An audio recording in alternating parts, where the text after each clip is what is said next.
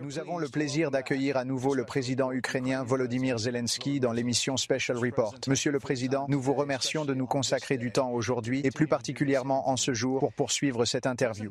Le président Trump a déclaré après votre rencontre que vous lui aviez manqué de respect, ainsi qu'au vice-président et à toute l'Amérique dans le bureau ovale. Pensez-vous l'avoir fait et pensez-vous devoir présenter des excuses au président Trump? Merci beaucoup. Tout d'abord, merci pour l'invitation à ce dialogue et bonsoir à tout votre pays et à tous les Américains. Je suis très reconnaissant aux Américains pour tout votre soutien. Vous avez fait beaucoup. Je suis reconnaissant au président Trump et au Congrès pour le soutien bipartisan. Et j'ai toujours été très reconnaissant de la part de tous nos concitoyens. Vous nous avez beaucoup aidés dès le début, pendant les 3 années d'invasion à grande échelle. Vous nous avez aidés à survivre. Et de toute façon, nous sommes des partenaires stratégiques. Et même dans un dialogue aussi difficile, je pense que nous devons être très honnêtes et très directs pour nous comprendre. Car il est très nécessaire pour nous que le président Trump, et je suis tout à fait respectueux, veuille mettre fin à cette guerre. Mais personne ne veut la terminer plus que nous. Parce que nous, en Ukraine, nous sommes dans cette guerre. Nous sommes dans cette bataille. Et cette bataille pour la liberté et pour nos vies. Donc, je dis juste que je pense que nous devons être du même côté. Et j'espère que le président sera de notre côté avec nous. Et c'est très important pour arrêter Poutine. Et j'ai entendu le président Trump beaucoup de fois qu'il arrêtera la guerre et j'espère qu'il le fera. Et nous devons faire pression sur Poutine avec l'Europe, avec tous les partenaires. Et je pense que ce dialogue devait avoir lieu un peu plus tôt pour comprendre où nous en sommes. Comme vous le savez, je ne me souviens pas exactement, mais comme le président Reagan l'a dit, la paix n'est pas seulement une absence de guerre. Oui, nous parlons d'une paix juste et durable, de liberté, de justice, de droits de l'homme. Et c'est pourquoi j'ai dit que je pense qu'il y a un cessez-le-feu. Et vous savez que Poutine a rompu le cessez-le-feu 25 fois pendant toutes ces années, 10 ans. Monsieur le Président, l'idée que vous devez des excuses au président. Je respecte le président et je respecte le peuple américain. Et si, je ne sais pas, si je pense que nous devons être très ouverts et très honnêtes, et je ne suis pas sûr que nous ayons fait quelque chose de mal, je pense que parfois certaines choses doivent être discutées en dehors des médias, avec tout le respect dû à la démocratie et à la liberté des médias, mais il y a des choses pour lesquelles nous devons comprendre la position de l'Ukraine et des Ukrainiens, et je pense que c'est la chose la plus importante. Oui, nous sommes des partenaires. Nous sommes des partenaires très proches. Nous devons être justes. Nous devons être très libres. Des législateurs du Capitole et de la Maison-Blanche, vous avez dit à plusieurs reprises de parler aujourd'hui de l'accord sur les minéraux et de l'accord économique, de le signer et de laisser les négociations se dérouler étape par étape en ce qui concerne les garanties de sécurité. Est-ce vrai?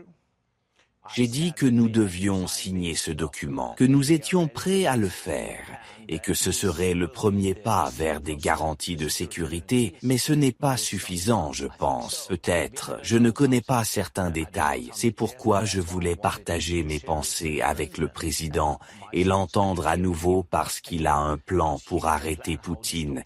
Et peut-être, comme je l'ai dit, peut-être que c'est en dehors des grandes conversations, mais nous devons le partager. Vous savez, c'est tellement sensible. Vous savez, un simple cessez-le-feu sans sécurité. Les garanties sont très sensibles pour notre peuple. Je parle comme le président d'un peuple qui est dans cette lutte depuis 3 ans et qui veut juste entendre que l'Amérique est de notre côté et qu'elle restera avec nous, pas avec la Russie. Avec nous, c'est tout. Mais je suis sûr que ce sera le cas. C'est la première étape. Aux garanties de sécurité. Les Européens, nous ne devons pas de les perdre. Ils sont de bons alliés pour les États-Unis.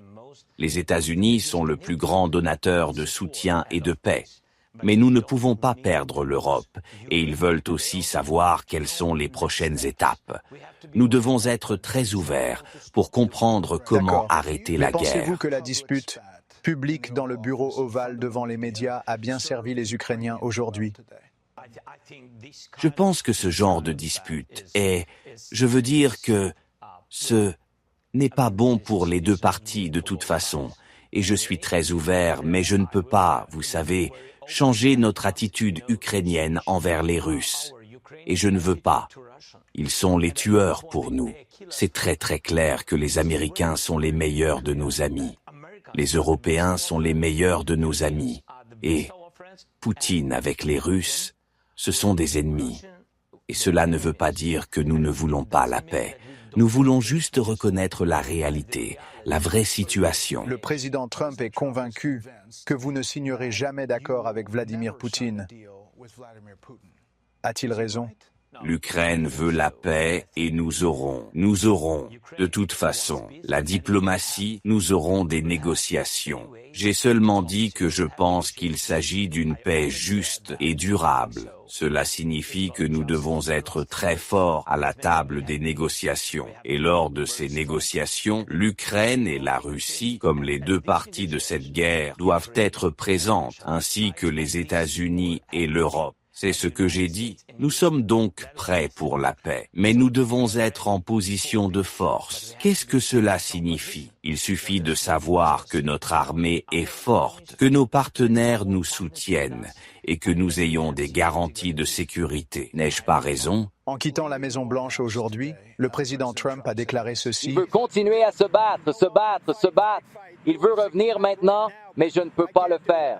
Que pensez-vous de cela? Voulez-vous continuer à vous battre? Voulez-vous la paix? Et si vous aviez la possibilité de retourner à la Maison-Blanche maintenant, le feriez-vous? Non. Tout d'abord, nous voulons la paix. C'est pourquoi je suis aux États-Unis. C'est pourquoi j'ai rendu visite au président Trump. Et merci pour cette nouvelle invitation. L'accord sur les minéraux est le premier pas vers des garanties de sécurité. Il est destiné à rapprocher la paix. C'est pourquoi je suis ici. Et nous avons une situation difficile. Pour la comprendre, il faut être en Ukraine. Vous l'avez vu, Brad. Vous y êtes allé une fois. Merci encore. Je pense que c'est très important pour comprendre ce qui se passe. Mais je respecte mes soldats et notre peuple, nos civils qui travaillent et soutiennent nos guerriers. Je ne peux pas dire « Stop, personne ne s'arrêtera parce que tout le monde a peur que Poutine revienne demain ». Nous voulons une paix juste et durable, c'est vrai. Nous voulons des garanties de sécurité. Nous soulevons ce sujet de l'OTAN de la manière la plus rapide, mais tous les pays ne sont pas de ce côté. J'ai dit, OK, si ce n'est pas l'OTAN, personne ne fait pression. Si ce n'est pas l'OTAN, construisons l'OTAN en Ukraine. C'est ma position. Les Européens sont prêts à avoir des contingents sur notre territoire, des troupes sur le terrain. Les États-Unis pensent que peut-être pour aider, peut-être que le filet de sécurité des États-Unis doit être juste pour garantir qu'ils sont avec les Européens. Regardez l'Europe, elle est forte, elle est devenue plus forte, mais ils veulent aussi avoir des alliés comme les États-Unis. Vous avez mentionné le fait que je me suis rendu avec vous sur la ligne de front l'année dernière pour voir la situation à l'occasion de l'anniversaire de la guerre, et voici ce que vous m'avez dit à l'époque. Les Ukrainiens survivront-ils sans le soutien du Congrès? Bien sûr, mais pas tous. Ce sera une tragédie pour nous tous, pas seulement pour l'Ukraine, pas seulement pour les Ukrainiens, pour toute l'Europe. La question aujourd'hui est donc de savoir si l'Ukraine peut gagner cette guerre ou contenir la Russie sans le soutien continu des États-Unis. Ce sera difficile. C'est pourquoi je suis ici. C'est pourquoi nous parlons des futures négociations. Ce sera difficile sans votre soutien, mais nous ne pouvons pas perdre nos valeurs, notre peuple. Nous ne pouvons pas perdre notre liberté. Les Russes sont venus sur notre territoire. Vous le savez, les Russes sont venus chez nous et tout le monde a vu des images vidéo, beaucoup de choses. Ils ont tué tellement de gens, juste pour l'oublier, juste pour dire que Poutine est un gars génial. Non, sans nous, nous n'en voulons pas. C'est pourquoi nous parlons. Vous savez, tout le monde se souvient comment c'était les premiers jours de la guerre. Comment ils sont venus. Personne ne veut ça en Ukraine. Oui, bien sûr, personne ne l'oubliera, mais personne ne veut avoir à nouveau une nouvelle vague vague d'occupation. C'est pourquoi quand nous disons non, OTAN, quelle garantie de sécurité pouvons-nous avoir? Je n'insiste pas, nous ne faisons pas pression, nous demandons simplement, nous partageons simplement des messages très clairs à nos amis, aux Américains. Si vous restez avec nous, merci beaucoup, mais faisons l'infrastructure des garanties de sécurité. Partageons simplement avec notre peuple, juste avec notre peuple. Que l'Amérique reste avec nous, c'est génial, nous comptons dessus, mais juste pour le partager, et le dis-le. C'est tout.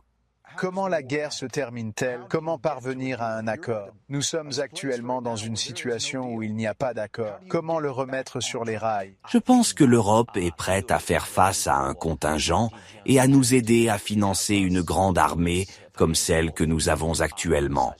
C'est notre armée qui fait partie des garanties de sécurité. Maintenant, nous voulons juste trouver une place pour notre plus grand partenaire stratégique, pour les États-Unis, où les États-Unis proposeront où et comment les États-Unis nous donneront des garanties de sécurité, quel type et quelle partie du volume des garanties de sécurité. Et quand nous serons prêts avec cela, nous en viendrons à la diplomatie. À la diplomatie, oui, avec les Russes, les Européens, les États-Unis et nous quatre. Je pense que c'est la vraie voie, parce qu'avec des armes trop longues, ce n'est pas suffisant. Nous n'avons pas assez d'armes pour les repousser, et nous ne voyons pas maintenant. Nous ne voyons pas vraiment un grand volume de nouveaux soutiens de la part des États-Unis. Mais avec tout le respect que je vous dois, encore une fois. Donc, pour aujourd'hui, nous serons prêts avec des garanties de sécurité. Vraiment, quand je parle de l'OTAN, ce n'est pas que nous nous concentrons sur cette guerre, c'est une infrastructure très compréhensible de garanties de sécurité.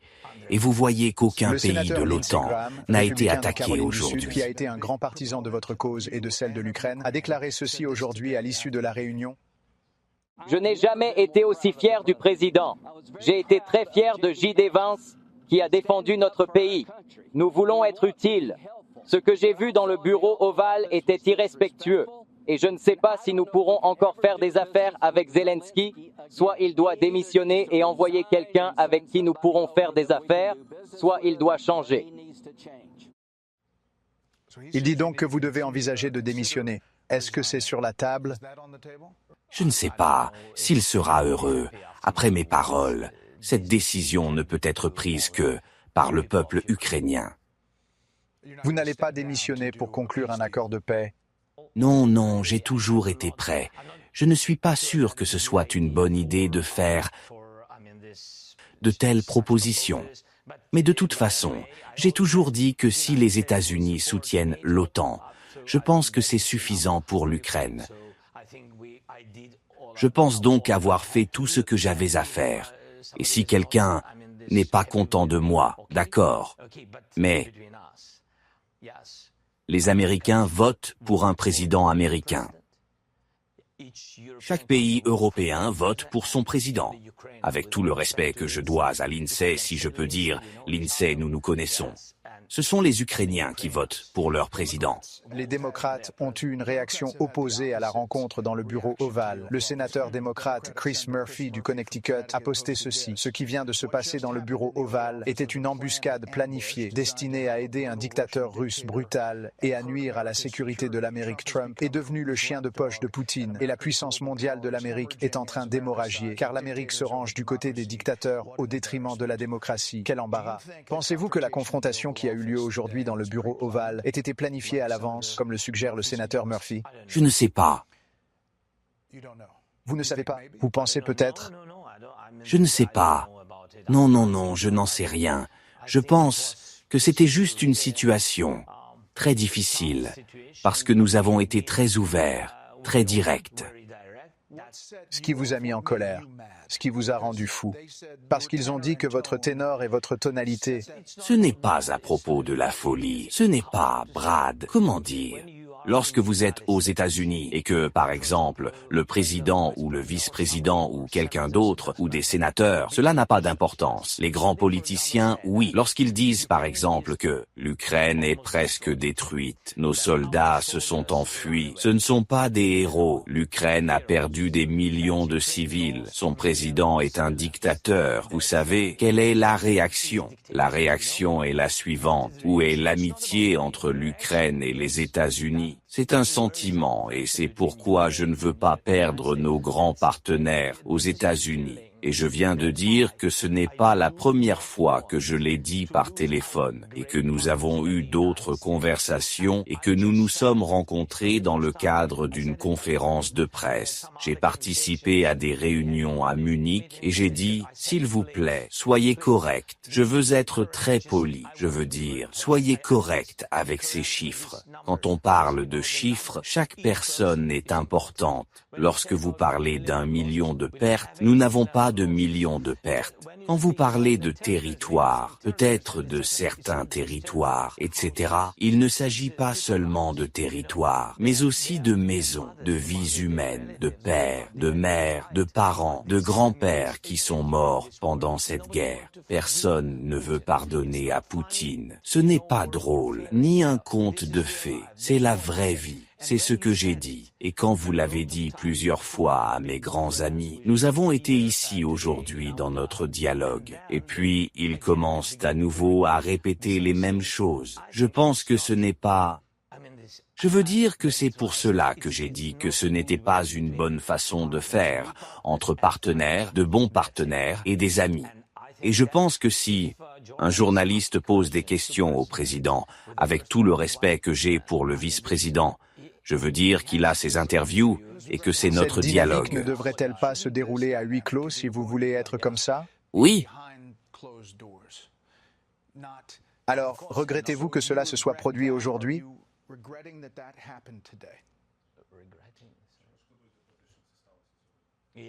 Oui, je pense que ce n'était pas bon. Je pense que ce n'était pas bon parce que nous ajoutons beaucoup de dialogues différents. Je suis toujours ouverte aux médias, mais il y a des choses très sensibles. Je veux juste être honnête et je veux juste que nos partenaires comprennent correctement la situation et je veux tout comprendre correctement. Il s'agit de nous. Ne pas perdre notre amitié. Encore quelques points. Quels sont les prochains pas dans votre esprit? Nous en sommes là aujourd'hui. Quelles sont les prochaines étapes? Je pense que les États-Unis souhaitaient vivement cet accord et nous n'y sommes pas opposés, mais nous voulions comprendre quelle part de garantie de sécurité prendra cet accord et quelles seront les prochaines étapes. Encore une fois, il s'agit de comprendre pour notre peuple. Pendant la guerre, qu'est-ce que vous n'aimez pas? Voire que vous détestez les surprises. Il est compréhensible que la guerre nous ait apporté beaucoup de choses terribles. Nous ne voulons donc pas de surprises. Oui, c'est pourquoi nous voulons être très justes avec nos partenaires. Et je pense que cet accord a été préparé par les équipes. Cela n'a pas été simple pendant des semaines. Et maintenant que c'est prêt, je pense qu'ils doivent signer. Les pays doivent signer. Les ministres doivent signer. C'est tout. Je ne sais pas quand ils le feront. Cela dépend exactement de la partie américaine. L'accord sur les minéraux ne comportait donc pas de garantie de sécurité. C'est une partie. Les garanties de sécurité? Oui, c'est la partie de l'infrastructure des garanties de sécurité. Parce que, par exemple, le président Trump a dit que je pense que si nous serons là dans certaines productions et etc. dans les minéraux, Poutine ne viendra jamais sur ce territoire où nous sommes. Et je lui ai dit de ne pas faire confiance à Poutine. Pourquoi j'ai dit parce que ce n'est pas le cas. Je veux dire que nous respectons et que nous croyons en la force des États-Unis, mais je lui ai dit que nous avions plus de 20 sociétés américaines et de grandes sociétés sur le territoire de l'Ukraine, et que nous avions des bureaux même sur les territoires temporairement occupés. Pour Poutine, peu importe qu'il s'agisse d'une société américaine, européenne ou ukrainienne, peu importe, il est juste venu et l'a occupé. C'est ce que j'ai dit. Je pense que c'est une excellente idée pour renforcer l'Ukraine et pour faire des affaires. Entre deux pays, comment créer des emplois supplémentaires pour deux pays? J'ai lu ce que le sénateur Mais ce n'est démocrate pas a dit que seulement Trump cela est qui nous devenu le chien sauvera. de poche de Poutine. Êtes-vous d'accord pour dire que le président Trump est trop proche de Vladimir Poutine dans votre esprit? Nous en avons parlé et je pense qu'aujourd'hui, le président Trump a dit très ouvertement « Je veux être au milieu, sinon je ne mettrai pas ces gens à la table. » A-t-il raison?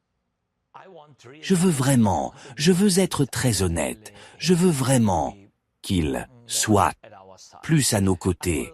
Je vais expliquer pourquoi. Parce que ce n'est pas seulement que la guerre a commencé quelque part entre nos pays. La guerre a commencé lorsque la Russie a amené cette guerre dans notre pays et ils n'ont pas raison. Et ils n'ont pas raison. Ils n'ont pas respecté notre intégrité territoriale. Ils ont apporté la guerre sur notre territoire, à nos familles, de répéter dans nos maisons, et ils n'ont pas raison. Et bien sûr, tous les Ukrainiens veulent entendre une position ferme des États-Unis à nos côtés. D'un côté, c'est compréhensible. De l'autre côté, il veut trouver un moyen de dialogue avec Poutine. Mais il a toujours dit, comme je me souviens, qu'il a toujours dit que la paix passe par la force. Et c'est pourquoi je pense qu'il est fort. Les États-Unis sont forts. Deux partis ensemble dans cette question. Deux partis toujours ensemble contre la Russie. Vous êtes très fort pour prendre des mesures fortes contre Poutine. Les Américains s'inquiètent de savoir où est allé l'argent. Y aura-t-il une comptabilité très rigoureuse sur la destination de l'argent? Il semble qu'il y ait une question à savoir s'il s'agit de corruption ou de vente d'équipements militaires. Non, ce n'est pas possible. 100 milliards que nous avons obtenus en 3 ans. 183 des États-Unis. Non, sur le papier, dans les documents, oui. Mais nous avons en fait, parce que 67 est arrivé comme une arme. Il est passé par la frontière, il a été vérifié et il est fixé par tout le monde. Et nous l'avons partagé plusieurs fois avec le côté américain. Et 31,5, c'était un soutien financier direct au budget. Encore une fois, c'est très ouvert, c'est numérisé, c'est ouvert et gratuit. Et s'il vous plaît, si quelqu'un veut le vérifier à nouveau, nous sommes très ouverts à ce sujet. Dernière chose, Monsieur le Président. Pensez-vous que votre relation avec Donald Trump, Monsieur le Président Trump, peut être sauvée après aujourd'hui? Oui, bien sûr, parce que ce sont des relations plus que des relations entre présidents. Ce sont des relations historiques fortes entre nos peuples. Et c'est pourquoi j'ai toujours commencé par remercier votre peuple de la part de notre peuple. Et c'est le plus important. Et bien sûr, nous remercions le président et le Congrès, mais avant tout votre peuple. Votre peuple a aidé à sauver notre peuple. Le peuple d'abord, les droits de l'homme d'abord. C'est très important. Et nous sommes reconnaissants et désolés pour cela. Je veux dire que nous voulions vraiment avoir des relations fortes. Et je suis très serein que nous les ayons. Nous sommes honorés que vous ayez accordé cet entretien. Merci beaucoup pour le temps que vous nous avez accordé. Merci.